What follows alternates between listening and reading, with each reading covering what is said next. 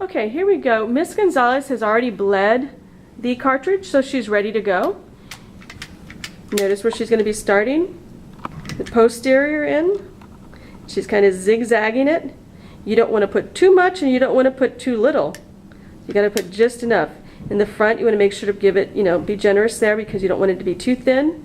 And she's zigzagging and she wipes it down. Okay? And that's good because if not, it's going to start hardening. She's going to bring the bottom jaw up, have him bite down, tell him to bite down like he normally bites. And now we just hold it until we see that it's hardened. And on here, let's see, we have 35 seconds is your working, excuse me,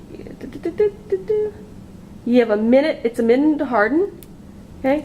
And 35 seconds is your working time. So 35 seconds to put it in there, have them close down, minute to harden, okay? And she stays with her patient. She checks. You can use your finger, if you have cotton pliers, always leave it on the tip also. Okay. And while that's hardening, I'll just go ahead and explain this part here. With the cartridge, and I'll have Ms. Gonzalez hold it. With the cartridge, if you kind of bring up the tip a little bit, if you see that you lose the cover, the cap to this, what you can do is if you lose that cap, you can always leave that tip on there and just spray the entire thing down afterwards, okay? So you can just use that, but know that it's not just dirty, it dried, it hardened, and you're using that as the cap and you spray it all down like you normally would. Ms. Gonzalez tested it on there on the outside. She's gonna test there. It's not uncommon that sometimes the patient feels like they can't open their mouth, like you say it could go ahead and open, and they're like, I can't open it. They just kind of pry it open, they open it up. It will set faster in the mouth due to the temperature. Yep.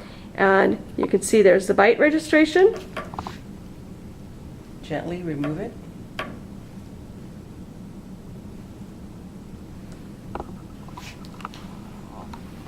Okay, and you just hold it right there, Ms. Gonzalez. You see there's the bite registration. You can see the occlusal. You can see the occlusal, the anterior, and if you flip it over, Ms. Gonzalez, you can see the back end of those, the mandibular. Okay, so this is a great bite registration. Again, you always put it off to the side. You normally will label it. You're going to rinse it, disinfect it, label it with a little permanent Sharpie.